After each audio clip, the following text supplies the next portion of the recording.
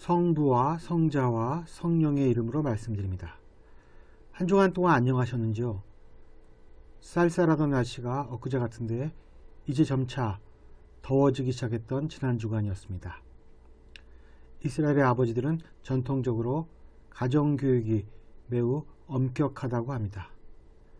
그도 그럴 것이 오랜 세월을 다른 나라에 얹혀 살았기 때문에 언제 닥칠지 모르는 공격으로부터 자신을 보호하기 위해 긴장하며 사는 법을 자식들에게 가르쳐야 했기 때문입니다.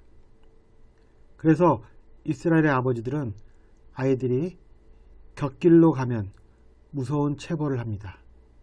그러면 아이들은 저 사람이 정말 나의 아버지가 맞을까라고 의심한답니다.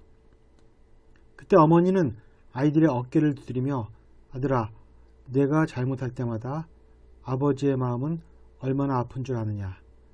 너를 때릴 때마다 아버지는 가슴에서 뜨거운 눈물을 흘리신다라는 말을 한다고 합니다. 이처럼 아버지와 아이들과의 관계를 매끄럽게 이어주는 어머니 역할을 그리스어로 파라클레이토스라고 합니다. 이 파라클레이토스는 원래 법정에서 피고인을 도와주는 협조자, 변호인, 보호자를 뜻합니다. 오늘 복음에서는 성령을 파라클레이토스, 협조자라는 말로 부르고 있습니다. 개신교에서는 보호할보, 은혜해, 선생사자를 써서 보혜사라고도 합니다. 성령은 이처럼 하나님과의 관계에서 우리에게 어머니 같은 역할을 하며 우리가 고통으로 인하여 슬퍼할 때 어머니처럼 우리를 위로해 주십니다. 이처럼 어머니와 더 같은 성령은 그리스도인들에게 어떤 의미가 있을까요? 그리스도인들은 성령을 자신들의 내면에 모시고 산다고 믿는 사람들입니다. 그렇다면 성령 없이 사는 삶이란 어떤 삶일까요?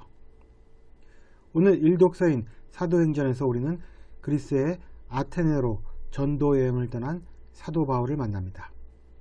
사도 바울은 당시 세계의 변방으로부터 세계 문명의 중심지인 아테네로 와서 복음을 전했습니다. 아레오파고 법정에 선 사도 바울은 아테네 시내에 있는 예배하는 곳을 돌아다니다 알지 못하는 신에게라는 제단마저 보았다는 말로 자신의 설교를 시작합니다. 무질서하고 무분별하게 잡신들이 난립하고 있는 아테네에서 사도 바울은 유일한 참 신이신 자신의 하나님을 전도할 필요성을 느꼈던 것입니다. 따라서 사도 바울은 아테네 사람들이 말하는 그 알지 못하는 신이 바로 이스라엘의 하나님이라고 말합니다. 사도 바울은 창조주로서의 하나님, 하늘과 땅의 주인이기에 사람이 만든 신전에 살지 않는 하나님, 완벽한 존재로서의 하나님, 한 조상에게 모든 인류를 내주시고 그들이 살아갈 시대와 영토를 정해주신 하나님, 그래서 누구나 찾기만 하면 만날 수 있는 하나님을 전파했습니다. 또한 사도 바울은 하나님께서 사람들이 무지할 때는 눈을 감아주었지만 이제는 사도 바울로 인해 사람들이 하나님의 존재에 대해 알게 되었기에 회개가 필요하다고 말합니다.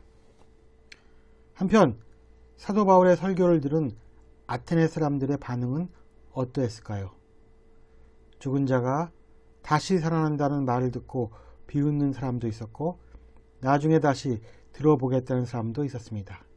사도 바울이 아테네 사람들에게 한 설교에서 우리가 주목해야 할 것은 하나님은 사람들에게 생명과 호흡과 모든 것을 주시고 우리도 그분 안에서 숨쉬고 움직이며 살아간다는 말씀입니다.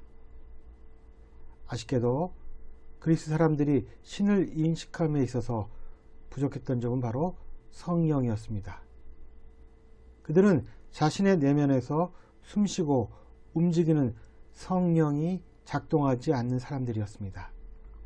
그리고 그 부족한 점이 그들의 신앙의 성격을 규정하게 됩니다.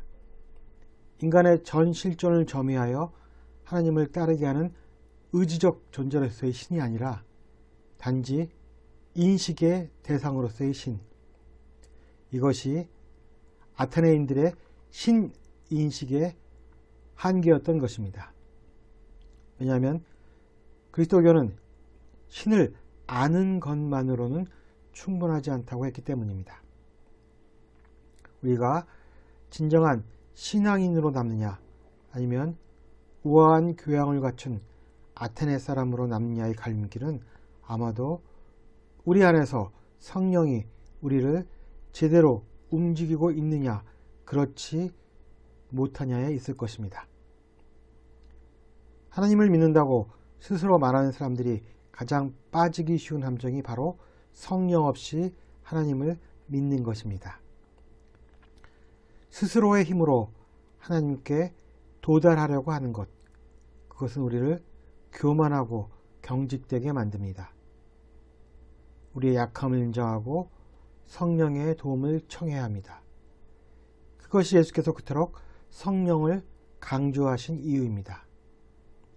그렇다면 성령은 과연 어떤 내용으로 이루어졌을까요? 요한복음에 보면 성령은 우리를 보호해 주시는 사랑의 존재이며 동시에 우리에게 정의가 무엇인지 가르치는 존재라고 말하고 있습니다. 오늘 요한복음은 우리에게 성령이 무슨 일을 하는가에 대해 말하고 있습니다. 오늘 복음에서 예수께서는 너희가 나를 사랑하면 내 계명을 지키게 될 것이라고 하십니다. 우리가 우리의 힘을 통해 강박적으로 계명을 지키는 것이 아니라 주님이 주신 성령이 우리로 하여금 계명을 지키게 한다는 것입니다. 예수님은 우리의 힘이 아니라 성령의 힘으로 우리가 온전하게 될 수 있음을 말씀하십니다. 성령은 주님 안에서 우리를 온전하게 만드는 분이십니다. 또 예수께서는 세상이 그분을 보지도 못하고 알지도 못하지만 우리는 그분을 알고 있고 우리와 함께 계시며 우리 안에 있다고 말씀하십니다. 또한 우리가 성령을 통해 주님이 아버지 안에 있다는 것과 우리가 주님 안에 있고 주님이 우리 안에 있다는 사실을 깨닫게 될 것이라고 하십니다. 하나님이 태초에 온 우주를 창조하셨고 다음 당신의 아들을 보내셨으며 이제는 우리의 마음에 성령을 보내주십니다. 시간적으로 하나님이 우리에게 다가온 순서는 성부, 성자, 그리고 성령의 순서였습니다. 또한 온 우주를 당신이라고 생각하시는 하나님, 그리고 2000년 전에 팔레스타인이라는 제한된 공간에서 활동하셨던 예수님, 그리고 지금 우리와 같이 계시는 성령, 공간적으로 보아도 성부, 성자, 그리고 성령의 순서입니다. 따라서 성령은 시간적으로 보나 공간적으로 보나 우리와 가장 가까이 계시며 지금 우리 안에서 하나님과 예수님을 이어주고 계시는 분입니다. 그리고 우리의 모든 기도도 이러한 순서로 끝이 납니다. 성부와 성자와 성령의 이름으로 기도드립니다. 아멘. 또한 성령은 그리스도교 공동체 안에서 예수님에 대한 기억을 끊임없이 생생하게 되살리며 시대와 장소에 맞춰 예수님의 활동과 말씀을 해석하도록 공동체를 도와주고 있습니다. 이제 마지막으로 우리 각자는 성령과 어떻게 관계를 맺어야 하는가에 대해서 말해보자 합니다. 우리 마음속에 있는 성령은 너와 나의 차별을 두지 않고 모두를 하나라고 여깁니다.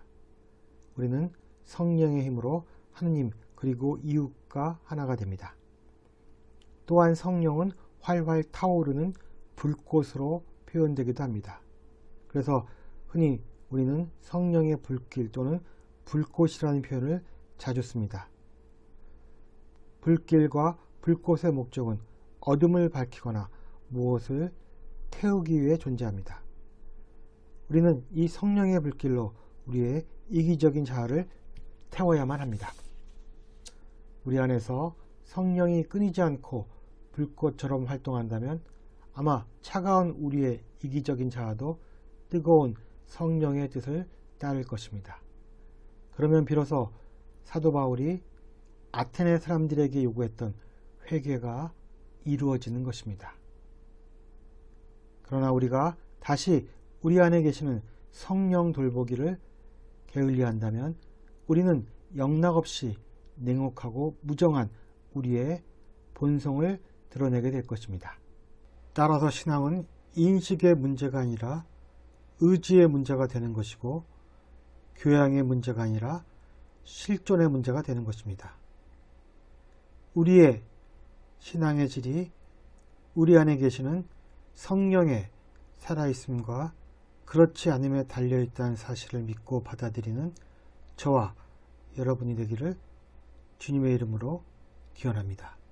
성부와 성자와 성령의 이름으로 말씀드렸습니다. 아멘.